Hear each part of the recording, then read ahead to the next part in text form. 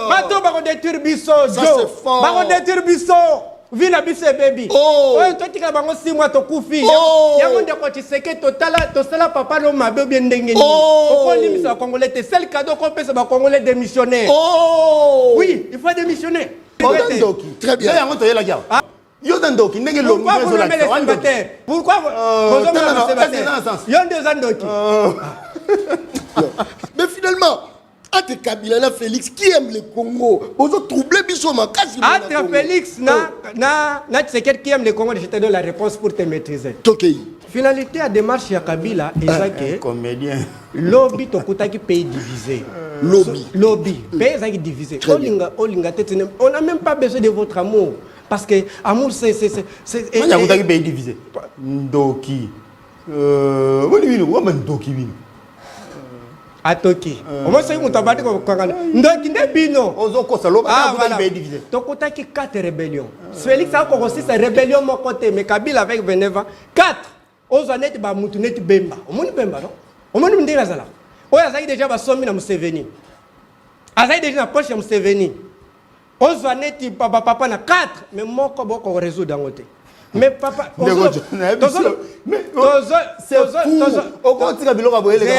Zéla. Quand Kabila est venu dans ce pays, tu seras maîtrisable. Tu seras maîtrisable. Regarde. Mobutu atika yimbo na biteni mina.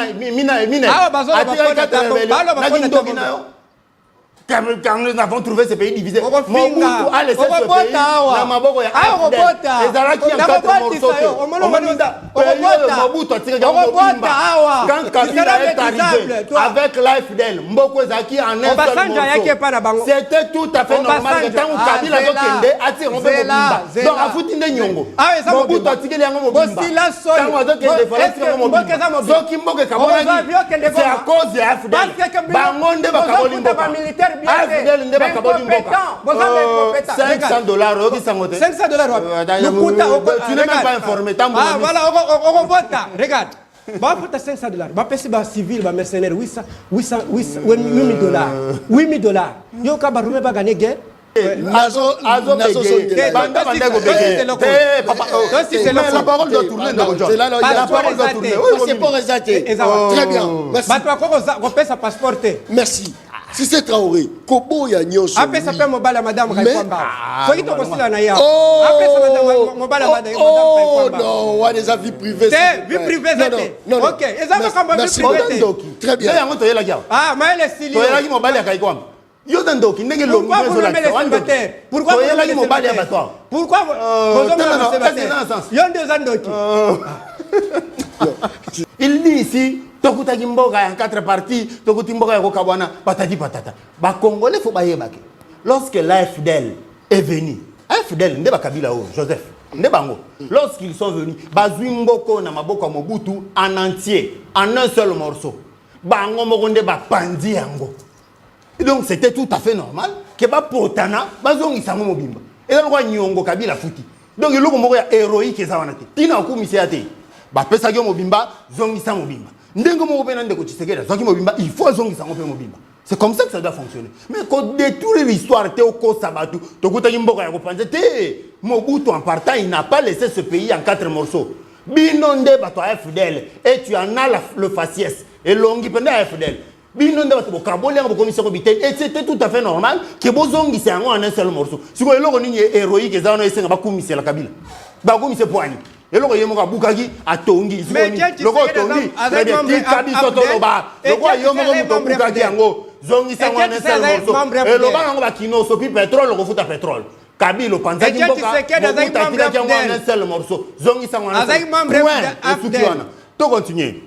Zoa, nalingi pour que otala, tala titre, eza capture. Titre nini yotala nani? C'est lui, si c'est Traoré. Si c'est Traoré. Yebisa tala, eza publication na yobiete. Pour nous ka capture. Zoa. Ezaïe. Ezaïe. Ah, sigo. OK, pesa téléphone. Akomaki 3 phrases. 8 fautes. Zela Jotokende. yebisa etala ndenge bakomaka géniteur mpo bato baotanga na monde image ya Congo ezotambola mabe tala il faut la maîtriser Oh, parole. Je dois les maîtriser. Ça c'est fort. Pour que muto ya banane kolobi fa ebo koma. Ebo koma te regarde. Géniteur ba koma boye étudier participe à cette ba koma boye. Pesa ya tala. Oh. Na capti ya ba teke na capturer qui. Comment tu peux massacrer la langue française comme ça? Hein? Otanga yi wapi? Et puis zo ka sonte ko koma na réseaux sociaux. Et les Ivoiriens qui nous lisent. Et les Bata Congo Brazza qui nous lisent. Et tu écris des choses comme ça. Personne a recopié. Oh. A recopié, okay, oui. Okay. Ceux qui m'ont dit que commenter. Ndeko est très léger. Oh. Il est très léger. Il y a un besoin maîtrisable. Imagine que même Yemo Gaïdo Tangati. À combien de plus forte raison Kokoma. Oh. Parce que ce qu'on a dit, on a dit Tanga. On a comprendre les publications. On a comprendre quel est le sens de la publication à Sali. Makamuna komi la publication eza o yazo prononcer na monoko nayi. Ce qui peut bande ko bazonga les vidéos ango ba komona ki il dit géniteur, il dit pas géniteur. Il y a le bi géniteur. Yango ngape na komi o yazo loba. Ndé vidéo waneza sur la toile. Bato ba kozonga sa vidéo lelo, ba ti ba komona que lui-même de sa bouche, il sort géniteur. Siko yo le bi géniteur. Siko to komani, to koma o yo le bi. La vidéo est là, John, on même na chaîne. Lui-même, il dit à l'autre co-débatteur, non, toi, tu n'as pas bien étudié. Yo le biti. Yo nga bien commis ti. Na zo comme makambo yo zoloba. Obi tu n'as pas bien étudié. Obi étudié. Yo nga bien comme yo lobi. Dans la vidéo, au moins il y a makambo yo lobi nga na commis. Si tu savais lire, on va comprendre que c'est une publication moqueuse. C'était pour se moquer de toi. Tant que contenu, la publication est la tile, la longue la montée. Kendo komona. Au moins, tu vois que c'est un problème de légèreté. Le français d'abord, pour débattre au sein en français, il faut commencer par maîtriser la langue. Pour ensuite comprendre le contenu, dans le contexte, vous avez le débat. Il y a un débat politique. Très bien. Un débat politique qui ne doit pas être plat du début à la fin. Non, c'est un débat politique. Très bien. C'est normal. Il faut recueillir, c'est ça la politique. Et c'est mais je lui fais comprendre que en matière de français, pour y attaquer un liboso, en matière de français, Ozana se musika. En matière de Yebako, Ozana se musika. Nena Loboto, Ozana se musika. Qu'on se compare comme Katena Terre Okufa. Nandimi Nangake, na pronosaki terre. Terre Ango Bakomande Yokomaki. Jo, Nandimi Nangate, Nandimi. Terre. Mais tu n'as même pas honte. Nandimi. Tu as un problème. Nandimi. Tu n'as même pas honte. Attendez. Bakomande Wana. Chaque publication a une erreur grave. Là, ça t'a manqué. On a téléchargé parce que Ezaki n'a pas encore. Tous en ont la TV. Au moins, tu as tagué la publication. C'est pour que on a yango. Na tagué yo. Sois calme. Si nous on a qui, c'est parce que na taga qui yo. Sois calme. D'ailleurs, tu ne t'assumes pas. Donc, il va présenter que journaliste indépendant. Yo, c'est journaliste indépendant. Yo, c'est militaire indépendant. Attendez. Aza militaire indépendant. Oh, Aza journaliste indépendant. C'est un argument. Ça, il va passer biso bidon. Azo distraire mafuta. C'est un argument. Ça, il va passer biso bidon mafuta. Ça, il te tient. Ndé toye ba ezama mafuta te. Aza journaliste. Quelqu'un qui s'assume pas. Ce n'est pas ça l'argument. Grâce à Joseph Kabila, Obengi Tshisekedi président. Grâce à Joseph Kabila, ndé bazo sous-traité au sommet chez la Costa bien. Oui. Grâce à Joseph Kabila. Grâce à Joseph Kabila, ndé bolati souli bien. Toi kente. Déjà, il faut dire que la diplomatie c'est Tshisekedi Félix qui est le maître diplomate, le diplomate en chef. Il en a l'expérience. Depuis sa formation dans le moule, il y a parti Nabango, il n'a été qu'en charge des relations extérieures. C'est la diplomatie son dada. Il sait ce qu'il fait. Donc, au-delà du fait qu'il maîtrise la diplomatie, Tozo Kendena Yango exclusivement la diplomatie, Toba qui s'appelle sur le front militaire. Vous avez vu tout ce qui s'est fait pour ce qui concerne l'armée. Tozo Korekenke armée, j'ai dit ça ici. Mais on ne peut pas accepter d'aller brader le pays dans un dialogue perdu d'avance. Comment il s'appelle le Sud-Africain Tabombe Gamoussal. Puisque tout est connu d'avance. Et le joueur est son jeu. Il n'a pas perdre un seul jour où on a exact. On ne peut pas allez là où nous savons. Tout le monde connaît les acquaintances de Thabo Mbeki na Kabila quand même. À moins que parole avec Sanga, il y a des sous-informés. Tout le monde qui lit la politique sait que Thabo Mbeki na Kabila et Zelo Komoko. Balobi ke ba okendete. Ah, tokene en Afrique du Sud, d'accord? Tokene en Afrique du Sud, du Sud. Monsieur. Du Sud. Ole ki ngate. Loba du Sud. Si t'estimes pas, tu es sous-traité. Tu es sous-traité toi. Tu es sous-traité toi. Tu es sous-traité. Tu es sous-traité toi. Tu ne sais pas même le Tu étais. Donc, on va s'assumer à tout. Bongisa. Qui m'appelle morphologie. Combo na Traoré. Yo, on a déjà Traoré na Congo. Oh, Banelo voilà, Banelo. Yo, on a déjà Traoré na Congo. Oh, ça c'est fort. So, il y a d'autres, c'est comme ça, on a peine à malgache. Il faut pas dire ça. Retirez le roi. Retirez le roi. Il y a c'est quand même mon. On va dire un débat. Parce que c'est l'argument. Yo, ça va comme on a c'est argument. Oh, Samboé. Libandi, on est comme ma fouta. Fais ça d'argument. Ça c'est fort. Ça c'est l'honneur. La RDC va rester une et indivisible et puis debout. Parce que maintenant là, tu sais qu'il ne veut pas, c'est de chercher des solutions avec le problème dedans. Parce que le problème c'est Kabila. Kabila comme chef, celui qui s'affiche. Mais évidemment, il a ses parrains en lui. C'est notamment les Kagame et les autres. Mais tu sais qu'il ne veut pas incorporer Kabila dedans parce que c'est lui le problème. À moins que Ndeko Kabila a tout là, à Bongwama. Tant qu'à Bongwama c'est comme ça on dit on ne peut pas associer les diables dans la recherche d'une solution. Aux diables, on va trouver des solutions sans toi. Vous ne pouvez pas avoir un pays fort avec des hommes faibles. Oh. Non. Banano va faible. Les dirigeants, les corrompus, non? Banani? Les corrompus de l'Union sacrée. Dans 10 ans, pays en Afrique, quand le ministre de la Justice va pour le détournement. Ministre de la Justice? Pas enseignement, il y a justice. Pour le détournement. Oh, Banelo voilà. Tangelanga 10 ans. En Afrique, Afrique Mobimba, ne carré 10 ans. Tangelanga pays mon ministre de la Justice va pour le détournement. Ça c'est bien, ça c'est très fort. C'est-à-dire ceux qui pardon, Azate dans les premiers moutamba les premiers. Ceux qui ont dit que Kabila ça qui est rare ezara moko. Rare moko. Oui, ezara moko. Et on cédé pour vana Félix. Oh, concéder ton peuple m'ta vota qui. Ngam tondena lo bango c'est assumé. Assumé t'es assumé. C'est comme hier moto assumé t'es bongisa nanu ndeko bongisa. Lo ba assumé. D'accord, tozo réparer yango.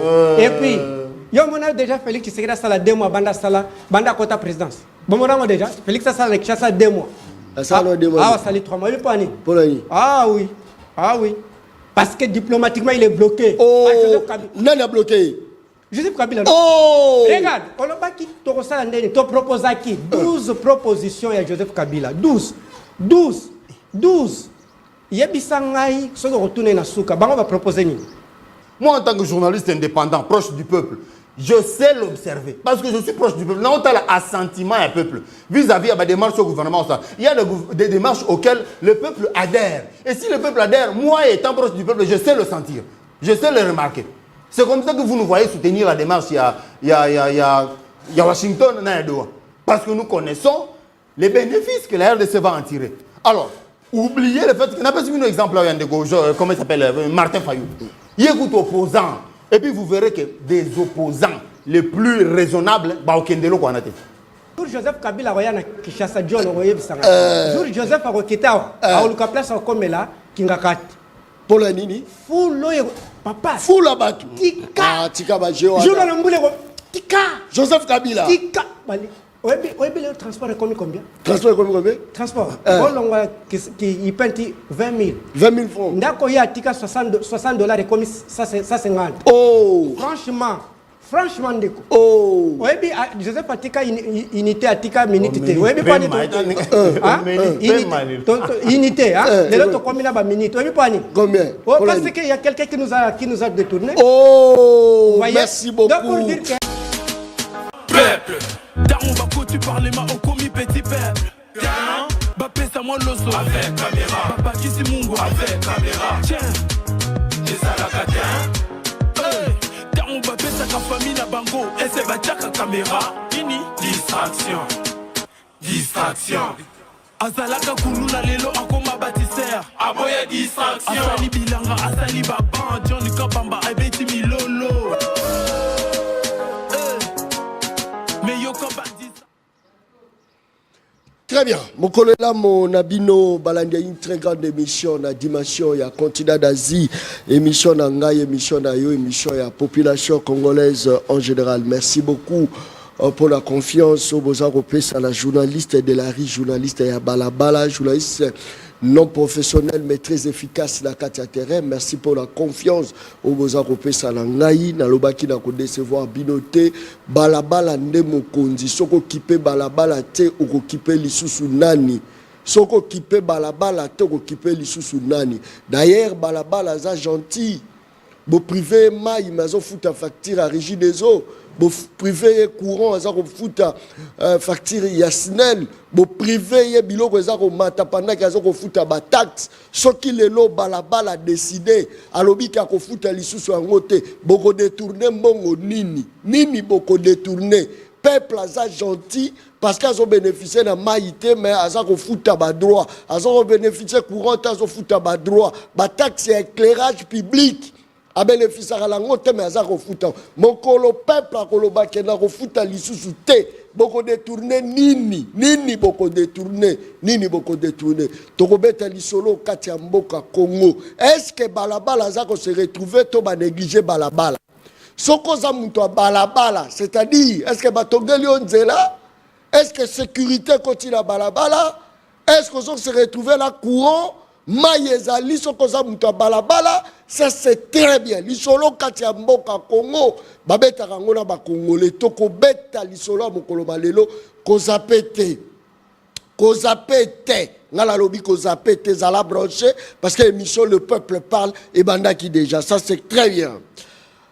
Dans sa tribune publiée ce mardi chez Jeune Afrique, Joseph Kabila menace de manière dissimulée le régime en place. L'ancien président de la République a écrit « Soyons clairs, premièrement, aucune négociation véritable n'est possible tant que les violations des droits humains, les poursuites politiques et la persécution de la société civile et des leaders de l'opposition persiste. Wana persiste, Wanezali, Joseph Kabila Kabangi. D'un côté, Yandeko Félix Tshisekedi, à l'objet dialogue, oui. Mais dialogue de manière où il y a ça, manière mosusu, est-ce que toujours que des petites et petites na yiki to nini et ça vraiment lisolo to komeka kobeta mokolo malelo na kati ya plateau émission. Le peuple parle. Constant Moutamba, condamné à 3 ans de travaux forcés. Bakati, procès, Mona Congo, Constant Moutamba, condamné à 3 ans de travaux forcés. Ça, c'est très bien. Bandeko Angaï, Trosalami Balé la Katia Plateau. Trosalami Balé la Katia Plateau, c'est vrai, le message est à côté de part d'autres. Batubaza kokoma déjà d'ailleurs on a présenté dans le bateau Nazaro Yamba Mokolo Malelo te mais je sens déjà que la population azapenza na biso, ça c'est très bien, c'est ce qu'on appelle l'amour, il y a patrie, ça c'est très bien. Parole. Mbote ndeko na ngai, merci pour l'invitation. Nous sommes toujours francs pour la République. Pour sensibiliser le peuple congolais que bonheur à Congo et ça n'a pas na biso. Bonheur à Congo et ça n'a mutu na biso, c'est-à-dire tous en discipline, na ordre, peut ba guerrier combattre l'injustice, les détournements, yango tous toujours franc. Joe, banda mo ki le bandana na monate, beto et ça la 6 mois. Oh, béton. Banda na botama na ibite soki ngakut na botami na ngana mboka bino bandeko botami na ba ville na ibite soki bomona ngo déjà beto zo sala simo omoni moment moko baloba ke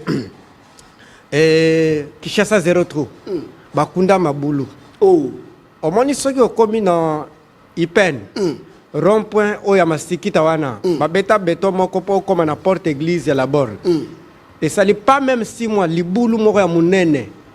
Et c'est ce qu'il faut te donner. Beto zo beta 6 mois. Na personne répondre à l'éloquence. Ce qui ok oye na na IPN toujours na libulu moko ezaka na entrée ya nzela Selembao na en face ya Galaxy ezaki libulu moko ya monene wana ba beta pena béton pas même 6 mois libulu eza déjà Oh, pas même 6 mois. pas même 6 mois Et ngolo banini. elingo loba mbongo ba détournant Ba détourner. ba détourner ba tie mabele bino bo mona béton mais ciment ya zate zel na zel. Oh, Franchement, donc je ne connais pas. Yango nazo tu na nzambe na ngai. Ndeko Félix ba Congolais basala yo nini? Basala papa na bino nini? oh. Ndeko nanga soki totiki makambo to tambola boy to obunga. Oh, Toko ça c'est fort. Bandela na loko wala, bandela. Soki totiki bato ba gérer biso tiko ko nambonga ko nani libulu et bien trou et bien to obunga. N'est-ce pas to bungi pena to bungi? Est-ce que ndeko nangai makambo parole azoloba nazokosa ou bien nazoloba vérité? Est-ce bon mona déjà mboka mobimba mboka ou bato ba futa taxe ndengo lobby éclairage public. Yo soy par exemple leki na IPN na butu au mona lumière. So mona mwanda mba lumière ya ba supermarché. Wapo mona ba dirigeant ba banda ko kozwa mbongo ya peuple. Mbongo ya peuple, ya taxe, mais ba osala ngote. Bon monango déjà en samokil. Et tu as osate. Ah yo Raïs Joseph. Omoni eloko lukela ibiso. C'est Yozo Regeto Zoloba Joseph Raïs et Loro Luga. C'est pour la Yozo et la poste Joseph Kabila qui a la Bokondi. Oui, parce que atika osala eloko anatin, comparé ba béton, tous aneto ya nani ya boulevard. Et ça combien d'années parce que boulevard est arrêté beauté. Boulevard est 30 juin, boulevard Lumumba, Tilelo, Yebisanga place au babou et Salibet. 6 mois, yo au salaire investigation, que nous t'allons les camons au Lobana, quoi ça partout bakunda maboule et Panzani. Oh oui, partout.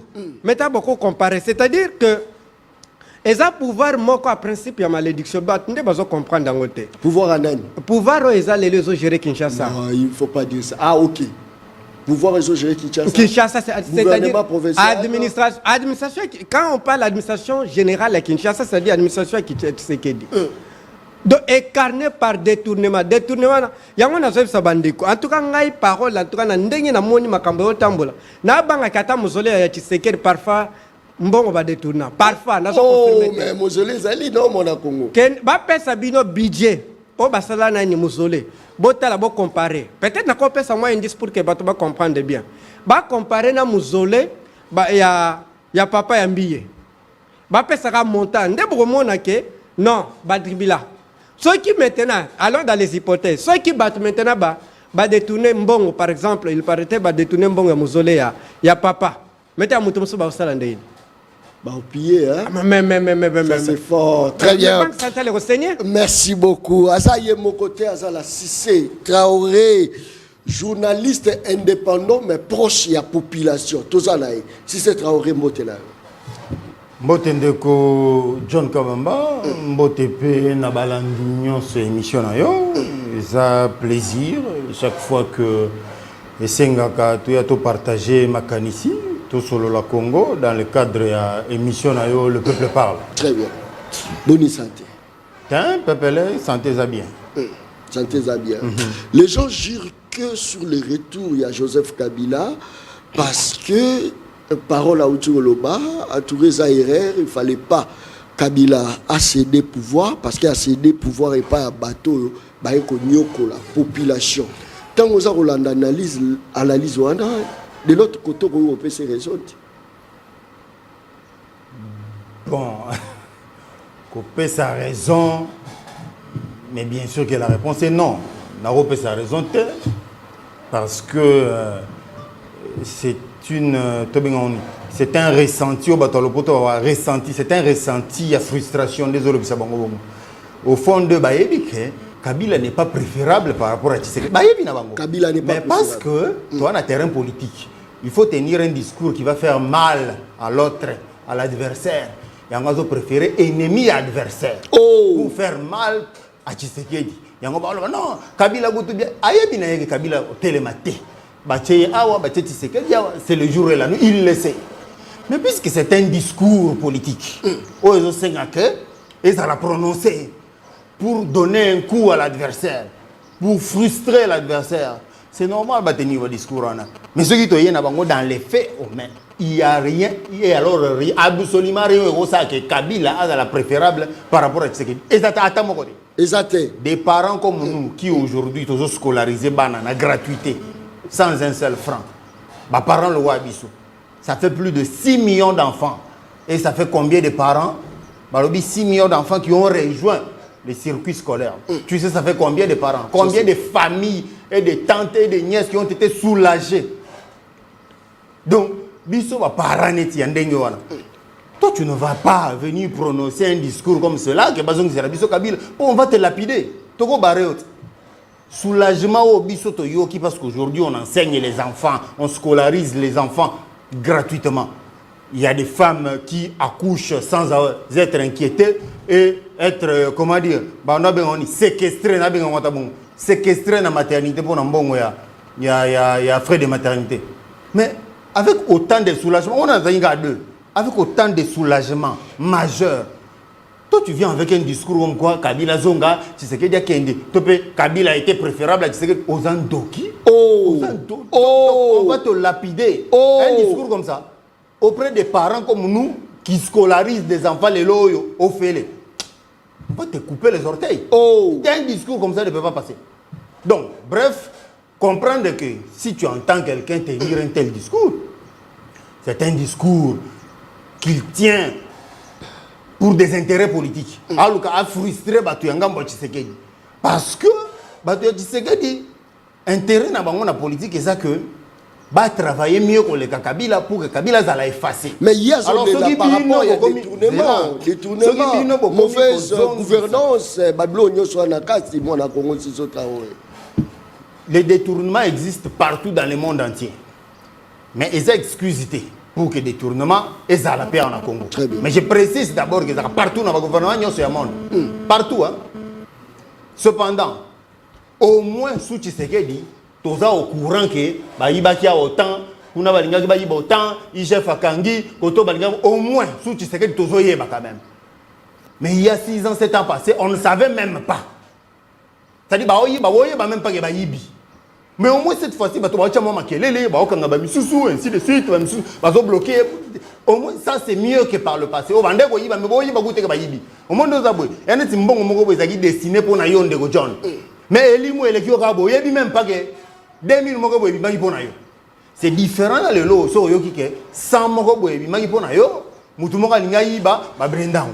c'est plus avantageux que par le passé.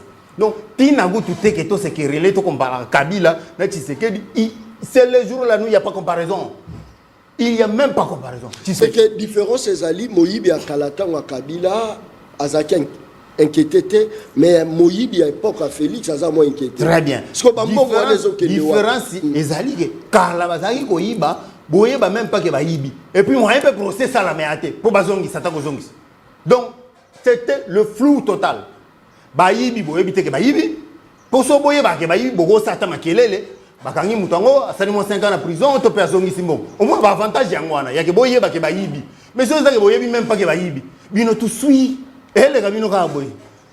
Nous sommes le Bambialoba qui, par année, oui, plutôt, je crois 15 milliards. 15 milliards. 15 milliards à l'époque.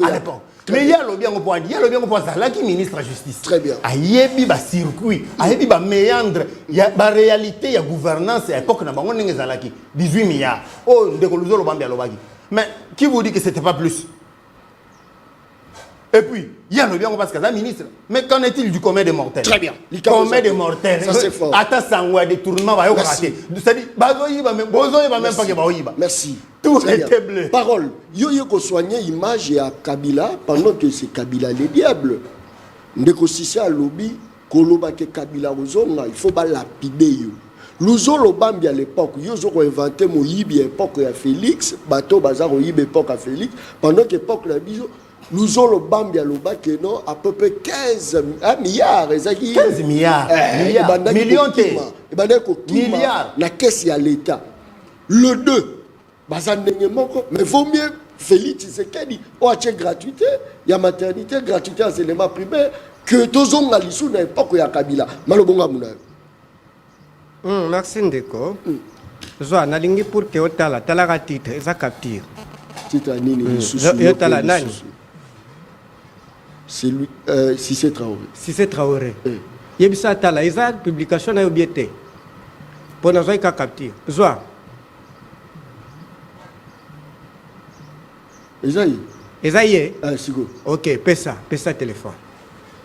A comment qui 3 phrases 8 fautes. Zela Djoto Kende. Yebisa Tala neba comme un géniteur. Pour bato atanga na monde, image ya Congo ezotambola mabe Tala. Pesa. Zela, il faut la maîtriser. Oh, parole. Je dois les maîtriser. Ça c'est fort. Pour que Moutoya Banane Kolobi faille Bokoma. Et Bokoma te regarde. Géniteur Bakoma Boye. Étudier. Participe à cette Bakoma Boye. Mais ça est là. Oh. Il y a un qui n'a capturé. Comment tu peux massacrer la langue française comme ça? Autant à Iwap. Et pour eux, quand sont au commandant na réseaux sociaux. Et les Ivoiriens qui nous lisent. Et les Bata Congo Brazza qui nous lisent. Et tu écris des choses comme ça. Personne a recopié. Oh. A recopié, oui. Okay. Ceux qui m'ont dit que commander. Ndekonangai. Yo wapo yo kana mokilo yo kake gouvernement mi pesa tâche okunda mabulu. Yo kangote. Yo kangote.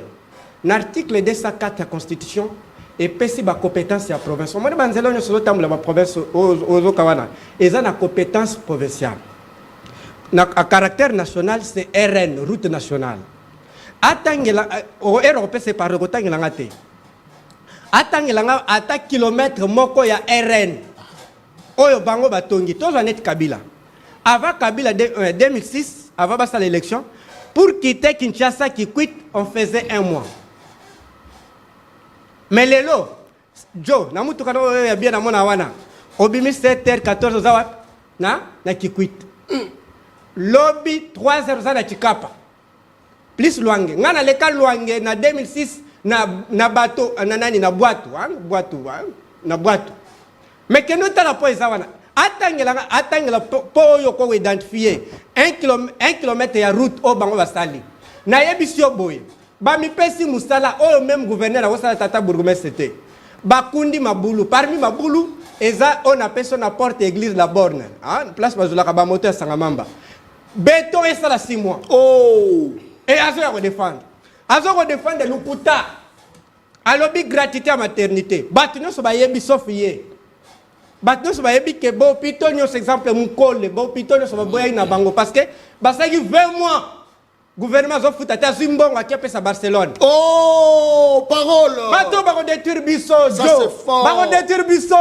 Vina biso baby. Oh. Oyo to tika bango 6 mois to kufi. Oh. Yango ndeko tiseke totala to sala papa no mabe bien ndenge ni. Oh. Oko limisa congolais te seul cadeau qu'on pesa ba congolais démissionnaire. Oh. Oui, il faut démissionner. Regarde, ngai madame a boti le VD. Na maternité. J'ai payé 1 million de francs congolais. 1 million. 1 million. Non, ils ont quand même gratuit, moi, dans le Congo. Exact. Oh, il ne faut pas dire ça. Exact. J'ai payé 1 million. Maternité, 110 000 francs. Moi, on a un problème de santé, il faut traiter 1 million. Qu'est-ce que la maternité? Bazui hôpital, la table qui est pirate. Pirate même maman. Ah, il ne faut pas dire ça, s'il vous plaît. Au moment où on a une renaissance. Oh. Maman yem est amoussous. Maman yem est amoussous. Donc, elle dit tout simplement que pour que Moutoua y ait banane makambo pays, n'habite sur asuka na deuxième primero, sur na troisième primero, tala ndenge biloko azokoma batu musu batanga biso image na Kongo ezokende mabe. Heureusement pe nzamba la ate otindeli ngai na plateau. Ngape na sambela, bomoni ngana sambela ate. Kongo nzamba yebi yango. Donc pour dire que ndeko na ngai makambo tozo bisa sérieux. Est-ce que sur le plan de comparaison, il y a oui. Gouvernance, il y a Félix, il y a Kabila. Tu penses que Kabila Obima vivant? Kabila. Par contre, Kabila Obima vivant, par contre, tu sais que Nda Obima Ndege Yolingo Loba. On appelle ça un exemple simple. En 1980, Mobutu avait un budget de 80 millions de dollars. Il n'avait même pas les moyens pour financer une armée. En 2000, quand Mobutu partait, c'était 240 millions de dollars. Mobutu. Tout ça, un budget milliard. Quand Kabila décède, tout ça, un budget à 300 millions de dollars. D'accord? Kabila trouve 300 millions de dollars comme budget national. Mais quand Tshisekedi a commis en 2023, d'accord, en 2018-19, Herbasali remise et reprise a initié un projet, il y a 600 millions de dollars, c'est-à-dire 2 fois le budget à Joseph Kabila. En même temps, il trouve 300 millions avec une dette publique de 14 milliards de dollars. Mais Félix trouve 400 sans réserve d'échange. Vous voyez? Mais il trouve un budget de 4,5 milliards de dollars sans dette publique, avec réserve d'échange 1,600 millions de dollars, soit 7 semaines d'importation si je ne me trompe pas. Et tout ça, je dis ne maîtrise pas, parce que pour qu'on maîtrise l'économie, il faut maîtriser dans le cocoma. Donc on est là pour apprendre, il y a une école du parti. Bon, on apprendre, et puis vous représentez le Congo. Ah, donc il n'y a pas de mauvaises troupes, il y a de mauvais chefs. Donc il y a un ok. Si il y a un lobby, qui vivra verra, cette terre c'est ma terre. Oh. Qui vivra verra, oui. Oh. Qui vivra verra. Vous serez totalement maîtrisable. Vous serez totalement maîtrisable ici. Dans un moment que Kabila trouve, par exemple, il construit des routes. Parce que si vous comparez Mobutu et Kabila, Kabila construit plus que le nombre de routes que Mobutu. Vous voyez? Et Bango va construire. Si ce n'est pas que Nakolo va construire Nini. Yobilo va construire. Parole. Moi, terre et peine. C'est là. Moi, terre et peine. Université, parole. Université, il va construire. Dieu m'a construit l'université de Matata Pone. C'est la coutume ma belle bouée, à Bandi Fondation, à réhabiter. Tous les années rectorat. Bolongo li botier ba fenêtre, papa botier de yolo boton. Yo wa pour mona déjà préda qui inauguré peinture. Oh non, il faut pas dire ça. C'est vrai, John, na ko ba jamais on m'a appris comme ça. Na ko sera jamais. Merci beaucoup. Très bien. Il peine bâtir ba homme peinture, bâtir na ba fenêtre. Moi terre bâtir à moi pelouse mo boye, mais qui chasse mobimba na lobby donc ba bangoni na français batona. Les parcimonistes. On ne peut pas avoir des dirigeants parcimonistes. Très bien. Merci beaucoup. Il faut avoir ceux qui ont des visions claires, des grandes visions, grandes visions comme ça. Non, ceux qui ont très bien. Cissé Traoré. Félix Tshisekedi a été invité par Thabo Mbeki. Il a rejeté en bloc. Abanginina, Abangi Kovanda, Messa Mokona Kabila, au Kabila, a expliqué Abangi Nini, Malobonga Bouna. Merci de John Namutuna. Mais évidemment, qu'avant de répondre, il faut comprendre le degré de légèreté où on a en face. Les adversaires les plus efficaces, j'en ai rencontré dans le plateau Belé en Dengue. Oh. Mais Ndegwaza très léger. Oh. Il est très léger. Il y a un besoin maîtrisable. Imagine que même Yemoraïdo Tangati. À combien de plus forte raison Kokoma. Oh. Parce que ce qu'on a dit, on a dit Tanga. On a comprendre les publications. On a comprendre quel est le sens de la publication à Sali. Mais comme on a commis la publication, ils ont prononcé dans mon nom. Ce qui peut dire que les vidéos, il dit géniteur. Il ne dit pas géniteur. Il y a le dit géniteur. Il y a un commis, oh, il y a Zoloba. Vidéo on est sur la toile. Bato Barozo sa vidéo lélo. Baché Baromona que lui-même de sa bouche, il sort géniteur. Ce que yo le dit géniteur. Ce que to komani, to comme oh yo le dit. La vidéo est là de John Ogota même na chaîne. Lui-même il dit à l'autre co-débatteur non, toi tu n'as pas bien étudié. Yo le dit ti. Yo ngwa bien commis ti. Na zo comme makambo yo zoloba. Obi tu n'as pas bien étudié. Obi étudié. Yo ngwa bien comme oh yo le dit. Dans la vidéo Romona il y a makambo yo le dit on a commis. Si tu savais lire, on va comprendre que c'est une publication moqueuse. C'était pour se moquer de toi. Tant que contenu, la publication est la tile, au moins, tu vois que c'est un problème de légèreté. Le français d'abord, pour débattre au sein en français. Il faut commencer par maîtriser la langue. Pour ensuite comprendre le contenu, dans le contexte, vous avez le bel il y a un débat politique. Très bien. Un débat politique qui ne doit pas être plat du début à la fin. Non, c'est un débat politique. Très bien. C'est normal. Et il faut un mauvais arrêt, c'est ça la politique. Et c'est glisité. Mais je lui fais comprendre que, en matière de français, pour y attaquer un liboso, alors il n'y a pas de En matière français, Ozana se musika. En matière royé bakoko, Ozana se musika. Nena olo bato wala nanda kwa ibi. Ozana se musika. Qu'on se compare comme Mekate na terre on okufa. Ceux qui savent, ceux qui me connaissent ba ibi. Comme Mekate. OK. Voilà de tu me penses. Très bien. Est-ce que Félix Tshisekedi a peur de rencontrer Joseph Kabila? Bon, Tshisekedi peur de rencontrer Joseph Kabila, pas du tout. Parce que Tshisekedi, il faut rappeler ici, était en coalition avec ce même Kabila-là. Donc Tshisekedi était de bonne foi. D'entrée de jeu, Tshisekedi est bandit. Il était de bonne foi. C'est lui qui appelait Kabila, mon frère, tout. Donc, Koutana, solo là, planifié pour nous gouverner Mboka. Kobangaye est bandit depuis quand? Coalition, Simbagite Bandeko, Bayokanite, Tshisekedi Dagenga Mounaye, Kabila peut pour Ninga Mounaye rébellion. Makambeke Indengwan. Mais si vous avez un Kabila, c'est pour une rébellion. Pourquoi Tshisekedi faut qu'il y ait Koutana? Pour résoudre Nini. Et puis, Marambo Zolobaya Ndeko Tabombeki. Mais attends, ce n'est pas Tabombeki le problème. Tabombeki, tu as dit que Sarah Marambo Malam par le passé, c'était un chef d'État, et ainsi de suite. A aidé RDC dans le processus, dans San City, ainsi de suite. Marambo Belebele. Ça, c'est bon.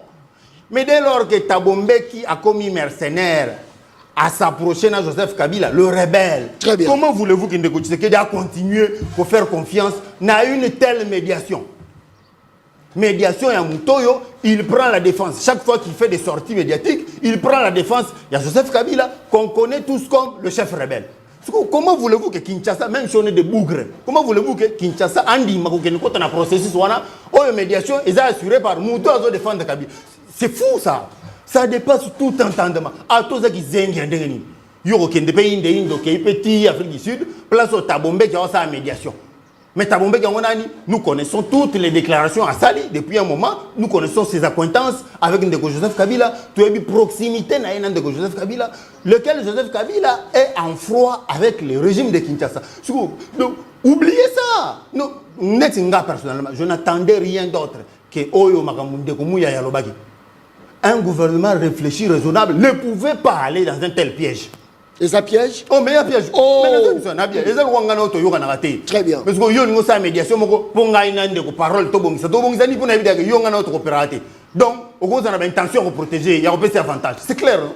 Mais qui t'était si on a un depuis que je Bukavu, Congo, est-ce que tu as que bazo apporter proposer une solution, mais tu as peine la solution autre pendant combien de temps Bukavu na Goma, Bunagana n'en parlons même pas. Peut-être qu'il y a une solution.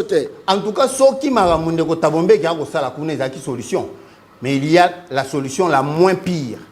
Ils allaient au Doha, ils allaient à Washington. En tout cas, je ne préfère pas au Tabombe. Si c'est l'une des solutions non lobby qui est la solution, mais sache qu'il y a des solutions meilleures que ça. Donc il faut te préférer aux amis. Pour nous, les amis, il y a un Doha, il y a un processus à Washington. Donc c'est mieux que tu se concentres dans Wana. Et en dehors de ça, évidemment, en tant qu'Mboka, il faut militairement tout se requinquer. To bongisa armée na biso to matisa moral la troupe yango moni bande ko tuba obunda kuna bazana $500 ba o tuba ko bunda ba na 5 o ba na franc ba na $500 comme motivation de plus, comme motivation. Donc ça va dans la logique ya requinquer mental ya ba troupe, ça va dans la logique ya ko réarmer moral ko bakisela bango makasi. C'est comme ça que tu es sur tous les fronts en même temps. D'un côté, tu es préparé militairement, tu bongisa moral la ba troupe, armement et mais de l'autre, il faut aussi utiliser la diplomatie. C'est comme ça que vous voyez le régime de Kinshasa au front diplomatique na Doha. Donc, Ndeko Tabombeki, je n'attendais pas, je ne le dis pas parce que j'étais dans le secret à votre gouvernement, mais en tant qu'intellectuel, averti, je ne pense, en aucun moment j'attendais que le gouvernement Kinshasa bandi makokende na aventure wana il y a Ndeko Tabombeki en Afrique du Sud. Mais jamais alors jamais. Ndeko Fayou le goût à boy. À combien plus forte raison régime à Kinshasa. Fayou le goût opposant. Ouais, on dit là-bas ça peut être avantageux pour moi parce que il y a un goût à boy. Balobi Pascal à combien plus forte raison? À combien plus forte? Balobi Pascal Salabino. Biso Banan. Yo présenté un journaliste indépendant et proche du peuple. Donc, on a un régime. Donc, ce que l'on dit, biso comme Congolais, très bien. Donc, il faut le Congolais. Il faut ça la peine en Congolais. Donc, en tant que Congolais, il faut tous ensemble. Ceux qui sont bons, ok, d'accord. Donc, il faut le la Nini Kabila, l'ancien président et le nouveau président.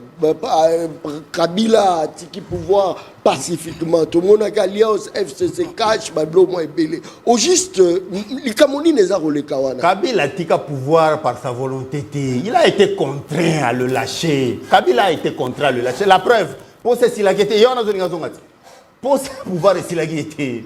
La preuve, il y a un il a été obligé. C'est malgré lui qu'il avait lâché. C'est malgré lui. Donc, le fait pour lui de lâcher le pouvoir, et comme on dirait, exploit Morobo, héroïque, il a été obligé, et par les textes, et par nous les Congolais. Très bien. Mais si Koyo, rapidement. c'est vrai que, après que Kabila a tiré le pouvoir, mais qui ont cheminé ensemble. Mais donc tu sais que sentir que Simbate, tout ça boutuna moi, oh molili, oh koto bo lumière. Donc moi tout temps bon ensemble trop de boy, na boye makambo milili trop. Ça ne pouvait pas réussir. Mais ni yango sali ke bakabona. Pour yo tunu ba wele la nini. To ba wele la nini. Ba wele la façon de faire ya Kabila là, tu sais que des autres kanate. Tu sais qu'il a compris que je ne pouvais pas marcher avec un tel type. Et la preuve, tango bakabwani, qu'est-ce que Kabila fait? Il est devenu rebelle. Donc, c'était impossible que Tshisekedi Tambola soit rebelle. C'est Kabila rebelle. C'était impossible. Kabila rebelle. Mais Joseph Kabila, le rebelle, ça c'est le chef de l'État qui le dit. Félix Tshisekedi, du haut de sa stature, il y a qui président de la République, avec tous les services à sa disposition, avait Sabino que Tshisekedi, que Kabila est rebelle. Est-ce que moi je suis plus informé que le président de la République? Le président de la République, je lui donne du crédit. Parce qu'à cause a mieux informé que Ngaï. Et donc, quand Kabila est rebelle, Nandimi Kabila est rebelle. Et puis, et ce qui en a été, Bakanga bande quoi, basala ba aveu, bande ko ba Eric soki nkuba, soki nani bataki comme soki 5 ba to nanga wana basambisa bango, ils ont fait des aveux, basali ba témoignage. Et puis à part ça, le comportement de l'individu Kabila. Tout l'accuse, il faut faire comment? Tout l'accuse est coquille, c'est suffisant comme élément. Kabila est le chef rebelle. Maintenant, il faut le traiter en tant que tel. Très bien. Parole. Est-ce que tu vois que celle l'unique sauveur et à RDC, c'est Félix Antoine Tshisekedi, a démasqué Joseph Kabila Kabange, à la qui c'est que c'est un rebelle, c'est un traître. A eu comme balkanisation, mais Félix a zawana lokola David, ou a sa Goliath, Goliath a yebani, lelo Joseph Kabila a quelques bonnes de la date Tabomeki a dit pardon n'a négocié la Félix sinon tu la commune à Souka. Est-ce que tu vois que Félix est un vrai patriote qui mérite de diriger un grand Congo comme la République démocratique du Congo? Malobonga muna que Félix Azalaïdo ou patriote eza to fingi ba moana. Non, il ne faut pas dire ça. Franchement. Oui, to fingi et puis deuxièmement avec Félix Tshisekedi tu vas disparaître. Oui, avec Félix Tshisekedi Congo va disparaître. Mais avant les canelo kwana na lingana sandeko. Il y a une notion moi ba bengaka notion euphorique, euphorisme par exemple. Ceux qui ont fait la philosophie connaissent Makambo toujours. Ceux qui par exemple balobi ke bato ba koza aux savants na ko kamate en antiquité les sophistes étaient considérés comme des savants, ceux qui enseignaient des faussetés. Bon, nandimi nanga ke na prononça ki terre ango ba commandé yo komaki. Jo, nandimi nanga te nandimi terre. Mais c'est tu n'as même pas honte hein. Nandimi, to kata problème hein. Nandimi. Tu n'as même pas honte. Attendez, ba commandé ngana. Chaque publication no ezaka na erreur grave. Là ça t'a moko. On a téléchargé parce que ezaki na ça t'a moko. Toza no on a TV. Là qui ça. Au moins na tagué on a publication. C'est pour que on mona yango. Na tagué yo. Sois calme. Sinon on mona ki, c'est parce que na taga ki yo. Sois calme. D'ailleurs, tu ne t'assumes pas. Donc il m'a présenté OK, journaliste indépendant. Yo c'est journaliste indépendant. Yo za militaire de Oh, aza militaire de Oh, aza journaliste indépendant. Pesande argument wa. Soki ba pesi biso Pesar, azo distraire ba mafuta. pesa argument wa. Soki ba pesi biso biso mafuta. Soki to tie, nde to yeba eza mafuta te. Oh. Aza journaliste, quelqu'un qui s'assume pas. Ce n'est pas ça le débat. Argument, pesa biso argument. Kabila obengi Tshisekedi président. Grâce na Joseph Kabila nde bazo sous-traiter yo au sommet chez la Costa bien. Oh. Oui, grâce na Joseph Kabila. Oh. Grâce na Joseph Kabila nde bolati soulia bien. Toi kende. Toi tiga binote. Oh. Nde kona ngai alobi que Joseph Kabila est rebelle. C'est faux. Moutaza na ba rebelle les a union sacrée. Non, il faut pas dire ça. Oui? Il faut pas dire ça. Ah. Tangelanga va rebelle kuna. Non. Retirez le Rwanda. Retirez-moi. Zela na maîtriser. Oh, Zela na maîtriser. parole. Qui sait qu'il y a Gracia ba M23 na prison au Kabila tika na prison. Ça c'est fort. Ba lettre ordonnance ezali. Ndeko na ngai. Soit bozo nini ba désenvoûter bino comment? On ne comprend pas. On me dit le kuta parce que l'étude psychologique a démontré que si quelqu'un commence à mentir et comme ça n'est pas moi dose, il y a moi folie bouée. Ça fait partie à paraphénie. Parce que si quelqu'un commence à croire que le kuta est comme une réalité token. Qatar c'est le Rwanda de l'Asie. Oh. Oui. Et ça n'a intérêt à 80%. Donc, quand il y a un militaire moko ya Qatari a kufa pona Congo. Azate. Quand elle toque Qatar kuna, c'est-à-dire c'est Paul Kagame. Mouto Sayebi. Comment vous voulez me dire que Kagame a plus congolais, plus proche de vous que Joseph Kabila? Si vous avez tout ça, c'est l'accusation de baza ba sous-traitant. Parce que Qatari wana baza ba mi intime ya Paul Kagame. Mouto Sayebi makambo. Et puis nani asenga bango ke baka médiation za Angola. Nani asala ke ekende na Qatar. C'est Paul Kagame non? C'est Paul Kagame qui a refusé nani médiateur ya nani? Médiateur na Angola nde ba ponango na choix ya Paul Kagame. Yango na tunibino. Ceux qui bolobi ke ono toling bo sala arme. John, to me poser ba question. To dialoguer te Bobunda, te, bolingini, balkanisation. Oh, non. Baja balkanisateur. Non, Baja balkanisateur. Oh. Oui. Afrique du Sud, token. Afrique du Sud a financé Rabiso pe makamba guerre. Atinda ba militaire na bi. Dans naka ya Sadek. Do baye pena ba bundi. Eza to mikoti sa ba kelemba parce que biso pe to yeda bango. Baza na apartheid. Mobutu sala discours mutno sayebi na États-Unis na Washington. Pour l'Afrique du Sud, parce que c'est un esclavagisme. Tu contribues, yo contribue, à l'époque Zaïre ne soit contribué. Vous voyez? Maintenant, il y a Bissanga et l'homme au Qatar a contribué pour le Congo. Exact. Mais finalement, entre Kabila et Félix, qui aime le Congo? Vous avez troublé Bissoma, quasiment. Entre Félix et Tshisekedi qui aime le Congo, je te donne la réponse pour te maîtriser. Tokei. RDC, il faut pas foutre 11 milliards na Ouganda. Tokenda na procès international. 11 milliards. Il faut pas payer ça biso. Docteur Tonga Banzela. Mbongo moni bakangele mutamba. Eza mbongo ya Joseph Kabila tolonga procès. O bakangele mutamba. Eza mbongo ya Joseph Kabila. Production nan. Olobi eza mbongo ya Joseph Kabila. Eza mbongo. Mais travail nan. Travail na l'administration les ala calme, tu seras maîtrisable. Tais-toi d'abord. Zela calme. Tu sais que d'ailleurs, les patriotes depuis plateau, plus qu'un Zambie. Baké négocier na Museveni, il faut payer ça 300-600 millions de dollars. Ne connaît pas même un milliard.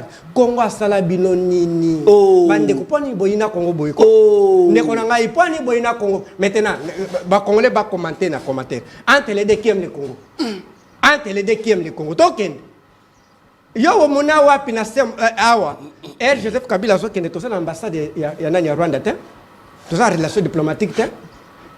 Bango ba yende ba memi ambassade awa. Est-ce que to banola na Rwanda na makamno awa. Parce que ambassade na bano ke so na kende mission chaque jour na bano le kan ambassade ya Rwanda natala. Ambassade des pays.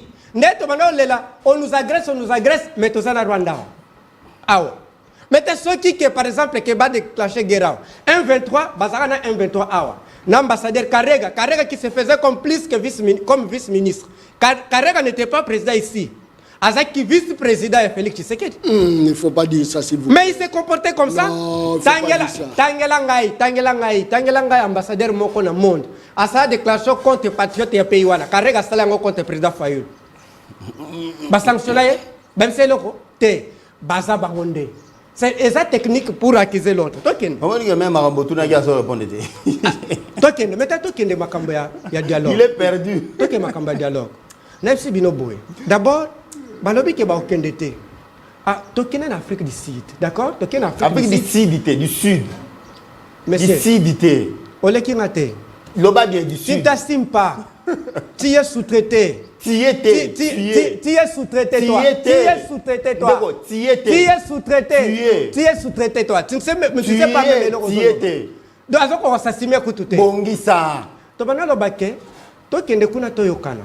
Comment ba osengana na Paul Kagame na Doha. Boke bolave Paul Kagame azaso agresseur te monde entier bi ke Paul Kagame lo lengenini yemuto ekale Kagame mwana Congo. On dirait natanga ki très bien accord ya RDC na Rwanda. Jo nakoma natanga yango na bandi otoka na mbeto. Nazo toka no biti seke di Congo sala yo nini. Yango anoma infiltré dans le ministère étranger. Non. Madame Asala 10 ans. Asala 10 ans. Madame anaza infiltré. Nani kai kwamba. Oh, il faut pas dire ça. Allemagne, asali ndambu na Ghana, avandi 10 ans na Rwanda. Asali ba intérêt Rwanda. Ake kuna bakomi boye. Bakomi ke Rwanda aza pays agresseur te, aza pays partenaire. Yozo ka ako condamner Rwanda. Yebisa condamner Rwanda, Tshisekedi obenga naye. Kaka wa condamner to condamner Rwanda, abenga sur Rwanda Paul Kagame dictateur Ameka. Bakobenga naye ba pesa sur mbongo yo. So finalité à démarche à Kabila poto suka wapi. Finalité à démarche ya Kabila ezake comédien. Lobby to kutaki pays divisé. Lobby. Pays ezaki divisé. Olinga tete. On n'a même pas besoin de votre amour parce que amour c'est Moi j'ai kutaki pays divisé. Ndoki. Ndoki bino. Atoki. Comment ça on tabati ko kangana. Ndoki nde bino. Ozoko salo ba kutaki pays divisé. To kutaki 4 rébellions. Félix a aussi sa rébellion mon côté mais Kabila avec 29 ans 4. Ozanet ba mutu net bemba. Omoni bemba non? Omoni ndira zala. Oya zaki déjà ba somi na Museveni. Azaki déjà na poche ya Museveni. Ozanet papa na 4 mais moko boko résoudre dangote. Mais papa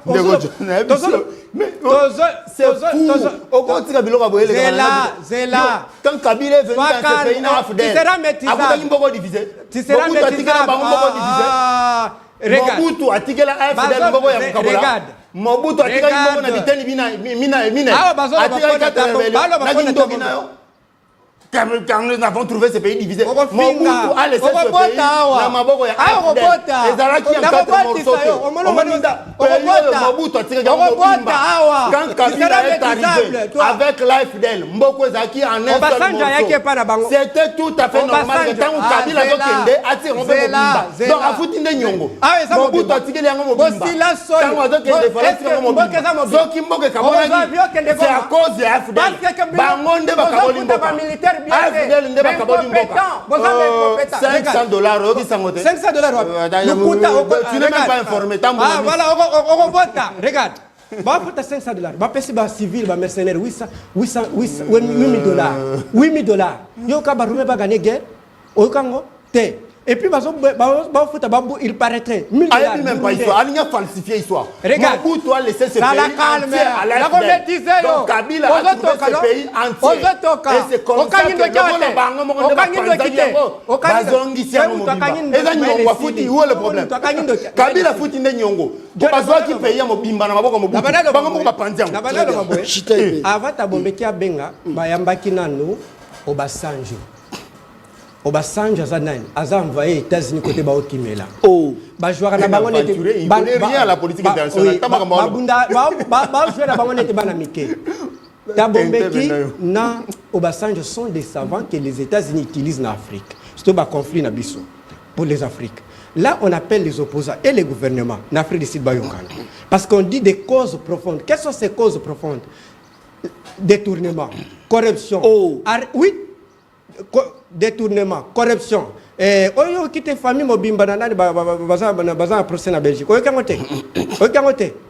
détournement, corruption, kokanga bato pamba pamba, kokanga bato kindoki pamba pamba, bangonde les plus congolais, ne ba bengse bango bo résoudre ba cause profonde. Maintenant awa batinaki des émissaires. Émissaires le bosso Obasanjo akotana na Tshisekedi. O ba Tshisekedi ba website yangote. Mi balé Tabombeki. So ba boy na bino. Bino ba ki na États-Unis non? Na na tindi bango. C'est pas États-Unis. Mais ndeko, la parole doit tourner ndeko John. Merci beaucoup. Très bien. Merci en 3 heures Merci, s'il vous plaît. S'il vous plaît, parole. La parole doit tourner ndeko John. La parole doit tourner. C'est pour résater. Très bien. Merci. Bato ko ko sa passeport. Merci. Si c'est Traoré, Kobo ya nyoso. Après ça fait mobile madame Kaikwamba. Faut que tu na ya. Oh, après ça madame mobile madame Kaikwamba. Non, on a des avis privés. C'est vie privée non. OK, et ça va comme vie privée. Très bien. Ah, mais les style. To yela ki mobile ya Kaikwamba. Yo dandoki ndenge longi bezo la. Pourquoi vous yela ki mobile ya batwa? Pourquoi Yo deux andoki. Non, je ne sais pas jusque-là. Franchement. Très bien. Rapidement, Bobo Kokende, il faut quand même, et ça la proposition, moi, normal. Mboka ça paralysé. Le pays est dans le marasme total. L'économie est paralysée parce que le pays est dans une situation très difficile. Mais,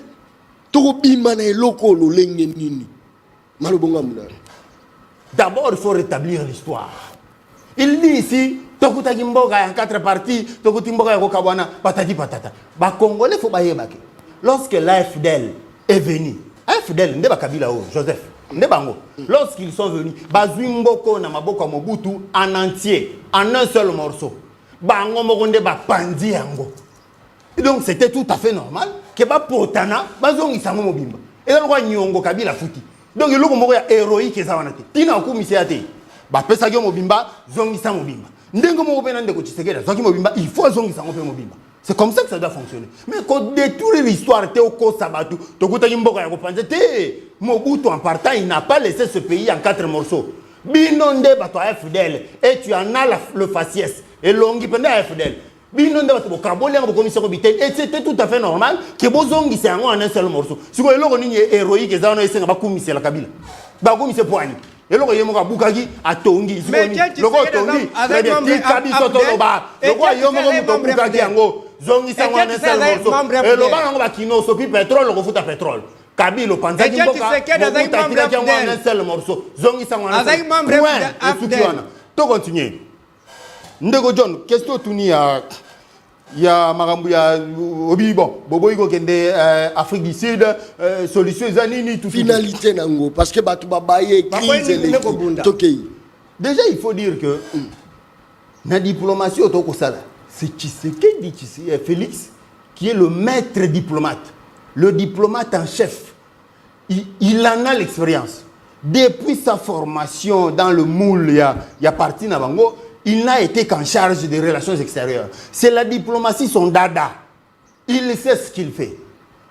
Donc, au-delà du fait qu'il maîtrise la diplomatie, Tozo Kendenayango exclusivement la diplomatie. Toba qui s'appelle sur le front militaire.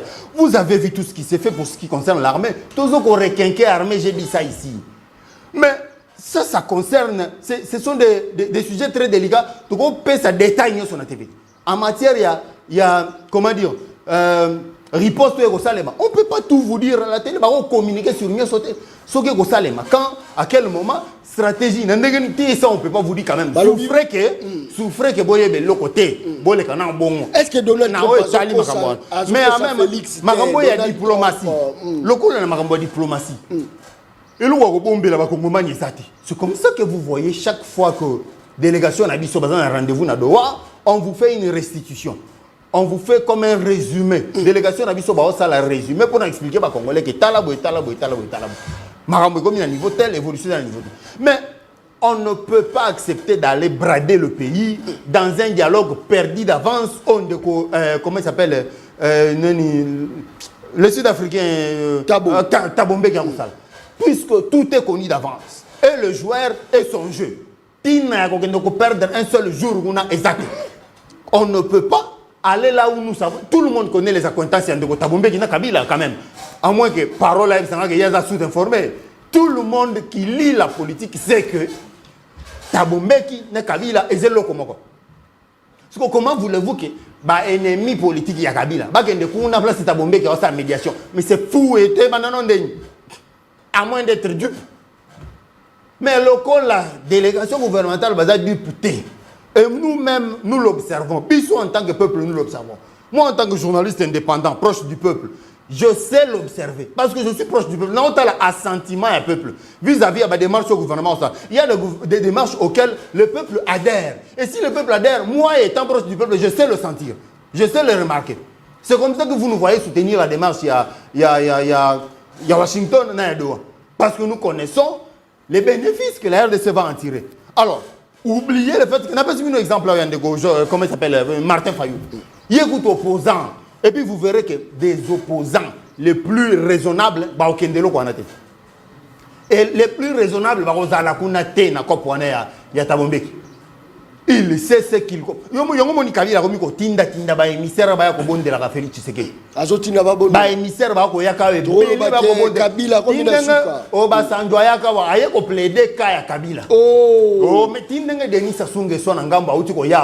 akamouflanga qui fait ya mariage ya mwana mokonzi nzoka rien ayeko plaider kaya ya ndeko Kabila.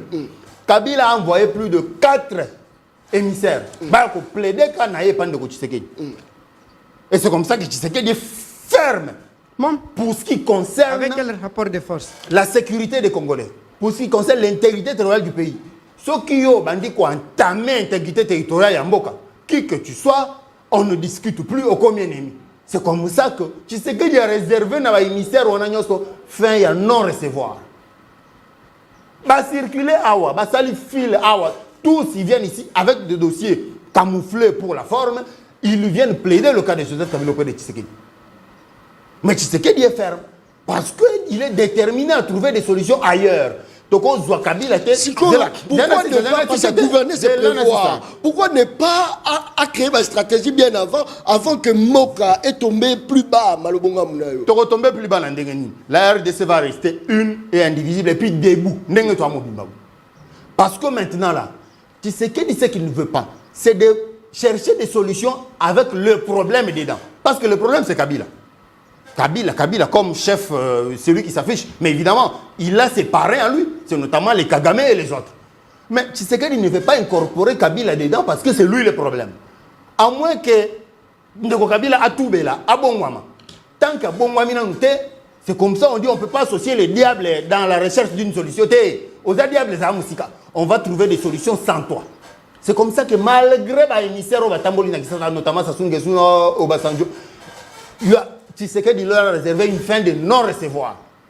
On va trouver des solutions sans Kabila et en dehors de leur circuit mafieux au Tabombeka au Sala en Afrique du Sud. Il y a type au Kenya au nani à la faux face au nani. Azel longiloka parole gamisel. Comment il s'appelle? Kenya Tate. Oh il y a ça actuellement. Non, comment il s'appelle? Uruto. Et Kirina Wangwan. Ruto, Nani, Tabombeki et d'autres, notamment Obasanjo. Merci beaucoup. Parole. Petit à petit, aux autres qui n'ont rejeté.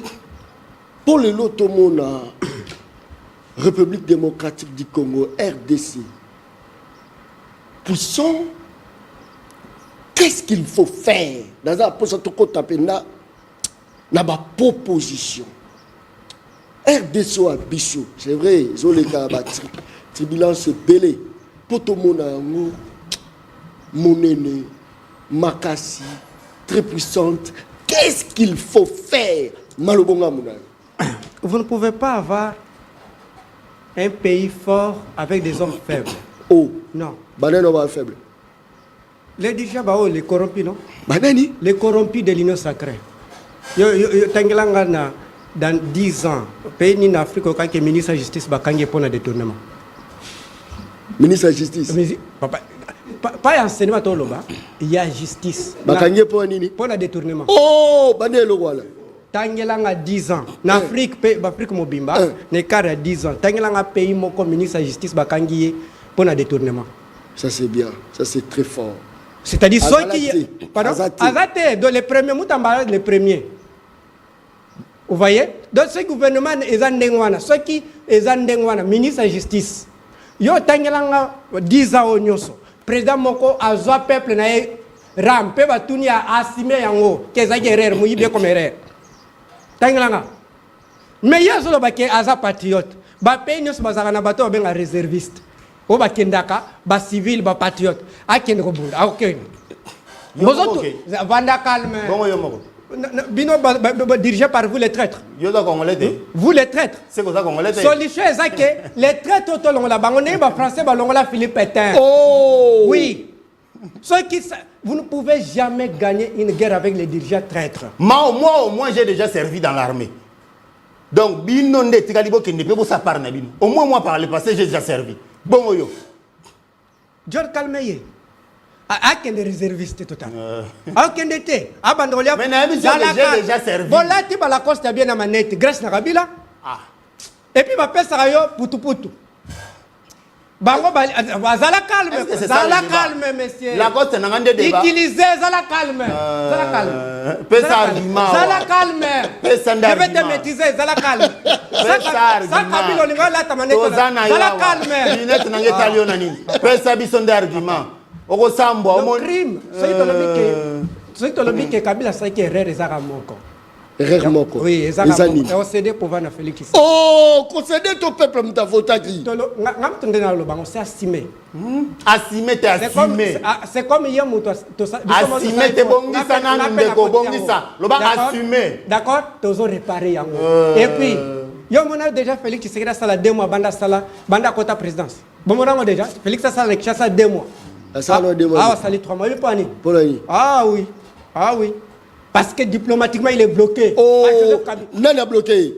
Joseph Kabila. Oh. Regarde, on n'a pas qui te ressemble à te propose à qui 12 propositions à Joseph Kabila. 12. Yebisangai, ce que retourner na souka, on va proposer ni. Va proposer ni. Parole est comme ça. Hier, qui m'appelle morphologie. Combo na Traoré. Yo, on a déjà Traoré na Congo. Oh, pas le voilà, pas Yo, on a déjà Traoré na Congo. Oh, ça c'est fort. So, il y a d'autres, c'est comme ça, on a peine malgache. Il faut pas dire ça. Retirez le roi. Retirez le roi. Il y a c'est quand même mon. On va dire débat. Parce que c'est l'argument. Yo so va comme on c'est argument au Sambwe. Libandi ane comme mafuta pesa d'argument. Ça c'est fort. Ça c'est l'on na. Peuple congolais balobité. De Gaulle personnel to limbisa bayambiye. Jour Joseph Kabila royana Kinshasa John roye bisanga. Jour Joseph akokita aoluka place akomela kingakat. Pour la nini? Fou loyo papa. Fou la batu. Tika. Ah tika ba jeo. Jour na mbule ko tika. Joseph Kabila. Tika bali. Oui, le transport est combien? Transport combien? Transport. Qui peint 20 000. 20 000 francs. D'accord, il y a $60 et commis ça 50. Oh. Franchement, déco. Oh. Oui, Joseph Atika unité Atika minute. Oui, pas unité, hein? De l'autre combien de minutes? Oui, pas combien? Parce qu'il y a quelqu'un qui nous a détourné. Oh. Merci beaucoup. Donc, pour dire que. Très bien.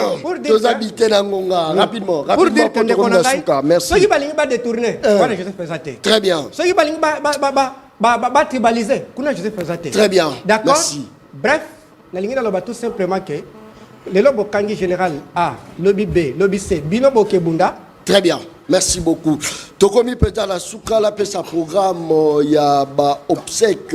Il y a Mwana Congo, honorable député national Christelle Vwanga, Outiko Bungisa Tatanaye, papa Mukongo Vwanga, père biologique de l'honorable Christelle Vwanga. 1.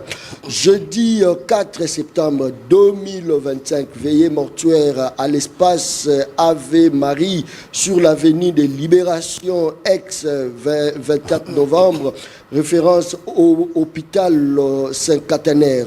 2. Vendredi 5 septembre à 8h, levée du corps à la morgue du clinique Ngaliema à la Gombe. 11h, dépôt de gerbes de fleurs. 13h, départ pour le village Bokodissou au Congo central. Samedi 6 septembre. 9h juste culte à la paroisse protestante Sebeko de Bokodissou. 13h enterrement. Sincère condoléances na honorable Christelle Voanga. J'espère que notre a de cœur nayo honorable Tolinga Kayo Makasi. Je crois que rapidement, si c'est Traoré, tu commis 30 secondes, tu commis Pendazo. 30 secondes, s'il vous plaît. Si c'est Traoré. 30 secondes.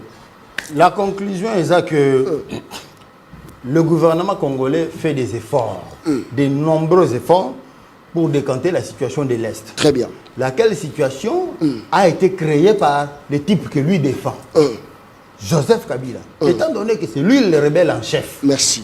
Mais maintenant, on ne peut pas chercher des solutions à ce problème-là avec eux-mêmes qui constituent le problème, en incorporer dedans. Merci beaucoup. C'est pourquoi il faut les isoler systématiquement pour que Batoyo Bazali. Merci beaucoup. Na volonté, il y a apporter Pierre Nabango. Très bien. Pour que solution soit travailler Nabango. Merci. Solution le Congo recouvre son entièreté en termes de superficie. Merci beaucoup. Kakades la lobaka émission anglaise à Baleine.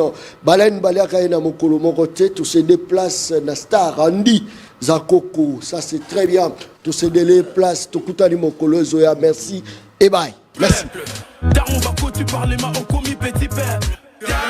Bappé ça moi l'osso avec caméra. Papa qui si mungo avec caméra. Tiens, des alacatins. Daron Bappé ça famille.